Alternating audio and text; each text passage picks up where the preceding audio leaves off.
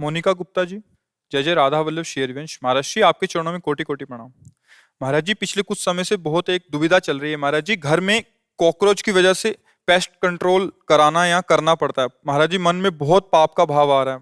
हर जीव को जीने का अधिकार है। जहां तक हो सके हम उनको जीव रक्षा करते हुए बचाएं, अपने कार्य को कर सकें। जैसे हमें वर्तमान में दिखाई दे रहे हैं तो उनको उसमें भर करके बाहर फेंक दें। अब जब नहीं दिखाई दे तो ऐसी औषधियां रख दें कि वो उत्पन्न ना हो और वो वहां आवे ना। अब हमें दिखाई दे रहे हैं टहलते हुए, उनके ऊपर ऐसे केमिकल डालें जिससे वो मर जाए, तो पाप तो होगा, ये भोगना पड़ेगा। सब जीव इस भूमि में जीने का अधिकार रखते हैं। तुमने एक घेरे में अपने घर को अपना मान लिया है, लेकिन है तो भगवान का ही। तो उसमें छिपकली का भी तो अधिकार है, चींटी का भी अधिकार है, बिच्छू का भी अधिकार। भूमि भगवान के ना, सकल भूमि गोपाल की, या में अटक कहाँ, सब भगवान के जन है। हाँ, कुछ हमारा विरोधी भाव है। अब सांप जिस कमरे में रहेगा उसमें हम कैसे रह सकते हैं? तो हम मारे ना, निकाल दें। हम ऐसा उपाय करें कि उसको दुख ना पहुंचे और अपना बचाव पक्ष कर लें। ये बात हो सकती है। जैसे पोछा लगा रहे हैं, बहुत सी चींटियां हैं, अब आप ध्यान नहीं दे रहे, रगड़ रहे हैं, पाप बन रहा है। पहले फूल झाड़ू लीजिए, ऊपर से इसे मार दीजिए। पोछा लगाइए, अगर फिर दिखाई फिर फूल झाड़ू से कर दीजिए। हमारा उद्देश्य ना मारना है। अब अचानक कोई आ जाता है तो भगवान जाने। अब हमें दिखाई दे रहा है कोई भी जीव, कोई भी नाम रूप जीव का हो, सब में बराबर अंश है। जितना एक हाथी में उतने एक चींटी में, जितना एक महात्मा में उतने कॉकरोच में। वो पावर सब में विराजमान है। कोई ऐसी जगह नहीं जहां वो ना हो। हाँ, ये जरूर है कि अनजाने में जो पाप होते हैं वो भगवान क्षमा कर देते हैं। अब चींटियां हैं, उसके ऊपर आप केमिकल डाल दो, अब आपको दंड भोगना। इसमें भी देखना है, बचाव पक्ष अपना रखना है, लेकिन उसको नष्ट नहीं करना है। किसका प्रश्न था? हाँ, ये आपको देखना है। बहुत सी ऐसी, अब जैसे घर गृहस्थी में ये सब, हमने किसी एक परिवार को देखा, जा रहे थे कि घर की सब छिपकली निकालकर रोड में ईंटों से कुचला था। दुर्गति होगी, कोई संशय नहीं।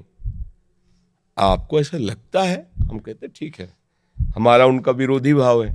मतलब भोजन में वो शौच न कर दें, भोजन में गिर न जाए, तो आप उनको निकलवा कर बात छोड़ दीजिए। संसार है, मारने जरूरी है, उनकी हत्या करना जरूरी है क्या? मुझे लगता है किसी भी जीव की हत्या करने का अधिकार हमें नहीं है। हम अपने बचाव पक्ष में हैं। अब कोई मर जाता है वो बात अलग है, अपने बचाव पक्ष में।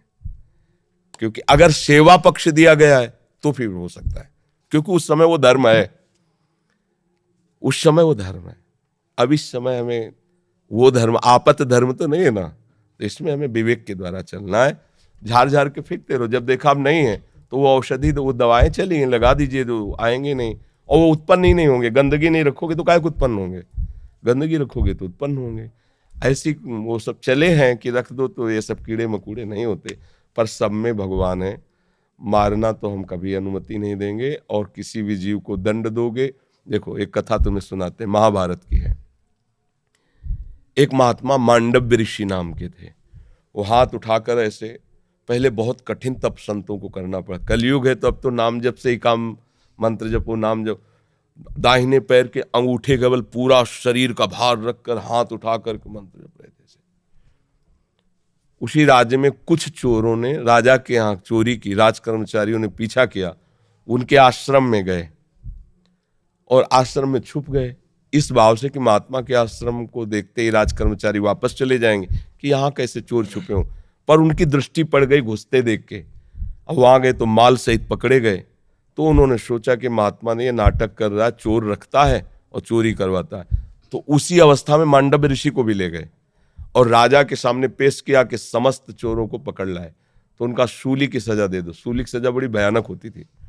एक भाले जैसे यंत्र में ऊपर से सीढ़ियों से ले जाकर उसे छोड़ा जाता था, गुदा द्वार से वो जितना घुस जाए भाले जैसा, अब वो उसी में टंगा है। अब प्राण शक्ति जितनी उसकी हो, जितने मिनट जिए, जितने घंटे जिए, कोई कोई घंटों जी जाता था, रक्तस्राव हो रहा है, तड़प रहा है। अब वो केवल एक सूली ऐसे लंबी ऊपर से छोड़ दिया और गुदा द्वार में जितना घुस गया, यहां तक, यहां, अब वो तड़प तड़प के बड़ी भयानक मृत्यु होती थी वो। महात्मा को भी ऐसे किया गया। वो तो साधारण जीव थे, सब मर गए। जो इस सूली गई गुदा द्वार से अंदर सुचेतना जागृत हुई, लगाया पद्मासन, उसी पे बैठ गए सूली पे। अब ये तो योगी थे। अब वहां बधशाला में तब जाया जाता है जब दूसरा कोई राजा है, तो 2-4 रोज तो हो ही जाते थे अपराधी, तो दूसरे दिन उतारने गए तो वो तो सब मरे थे और ये पद्मासन में बैठे थे। भाग के गए, राजा से बताया। राजा ने कहा ये तो बड़ा अपराध बन गया, कोई ऋषि आ गया, तुमने वे क्यों नहीं बताया ऋषि। अब आगे गौ करके ब्राह्मण करके मर्यादा थी कि गौ ब्राह्मण सामने है तो दया कर देते थे ऋषि जन, फिर साप नहीं देते थे। पहले बड़ा पावर मंत्रों का होता था। हाथ जोड़, महाराज हमें बिल्कुल पता नहीं कि ऐसा आप यहाँ कैसे लाए गए, मुझे बिल्कुल पता नहीं, अब मुझे क्षमा कर दीजिए, मैं बिल्कुल नहीं। बोले मुझे आपसे कोई मतलब नहीं, पहले ये निकलवाओ सूली। लाख कोशिश की गई, सूली निकली नहीं, तो उनका काट दो, तो ऐसे काट दिया गया, सूली काट दी गई। सीधे वहां से अंतर्ध्यान हुई, धर्मराज के पास पहुंचे, क्योंकि पावरफुल महात्मा थे। धर्मराज से कहा कि मैंने क्या ऐसा पाप किया जो तुमने दंड विधान किया, क्योंकि ऊपर हाई कमान तो वहां है ना, क्रिया यहां दिखाई दे रही, कारण तो वहां है ना, पूरा हिसाब किताब उनके पास। तो बड़े गुस्सा में थे। तो उनका गुस्सा मत होइए महाराज, आप देख लीजिए। जैसे अपने है ना कि रिवर्स करके फिर वही सीन चला के दिखा दी टीवी में, तो वहां उन्होंने सीन दिखाई। ये 8 वर्ष के बच्चे हैं, खेल खेल में तितली को पकड़ा और उसकी गुदा के द्वार में बम्बूल का कांटा डाल दिया और छोड़ दिया। तड़प तड़प के वो तितली, काफी समय में बम्बूल का कांटा बड़ा होता है, तो जानते उसका परिणाम क्या आया, सूली उनके गुदा में डाली गई महात्मा होने पर भी।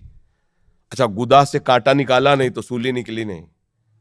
ये केवल मुंह जबानी कथा नहीं, महाभारत में भगवान व्यास देव जी ने इसको लिखा है। तो उनका नाम हुआ अणिमांडव्य। तब उन्होंने कहा कि हम नया नियम बनाते हैं, 14 वर्ष तक के बालक के पहले के अपराध जो है वो नहीं माने जाएंगे, वो मैं क्षमा करने का विधान बनाता हूं। और तुम मुझे बालक को इतना बड़ा दंड दिया उस खिलवाड़ का, इसलिए तुम मृत्यु लोक में जाओ, 100 वर्ष के लिए मैं तुम्हें शाप देता हूं। तो वही विदुर जी के रूप में आए, साक्षात धर्मराज। अंश से युधिष्ठिर हैं, लेकिन साक्षात धर्मराज विदुर जी के रूप में आए। अणिमांडव्य ऋषि के आज भी वसूली वैसी है। अब आप सोचो, एक महात्मा इतना बड़ा पावरफुल, जो न्यायाधीश को भी मृत्यु लोक में भेज दिया दंड देके, उसकी सूली नहीं निकली, तो आप काकरोच को या किसी जीव को, मुझे लगता है कि हिसाब है, तो बचो, ऐसे कर्म मत करो जिससे पाप हो।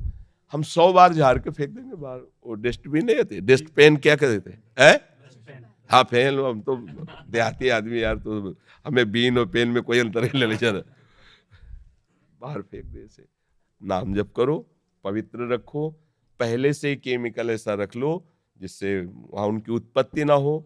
आप देख के डालोगे कि ये डाल, अब वो सीधा हत्या है, वो आपको अपराध लगेगा।